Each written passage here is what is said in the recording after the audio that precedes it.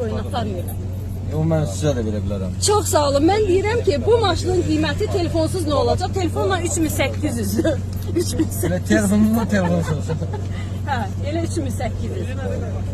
Son Dostlar yeri. baxın, əgər sizin də Həqiqətən qəşəng maşındır, öz maşın səbəb olduğunu olsa, demirəm. orijinal rulda. Ha, zavod. Necə dayanıb orijinal rul?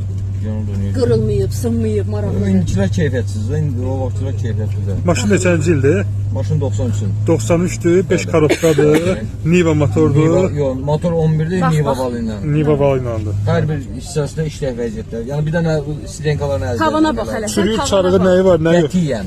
Hər bir işinə cavab. Tam cavab sizə çürüyün çarığı olmamalı. Motordur, karabkadır, çürüyüdür. Xadavoyda hamısına cavab Bax verir. ay usta, adınızı Taleh dadı. Taleh usta. Taleh usta illərdə izləyicimizdir. Mən sonra Nə ustasıdır usta? Avtomobil avtomobil ustası. Çörək ustasıdır, saç ustasıdır, maşın ustasıdır. Arasında yer verir. Biz də öz işimizin ustasıyıq. Aha. Deməli, bazara gələrkən maşını bazarda almaq üçün necə maşını diqqət eləmək, almaq lazımdır? maşının əsas kuzadır. Udarsız olmalıdır maşın. Yəni göstərək necə baxmaq lazımdır, harasına baxmaq lazımdır.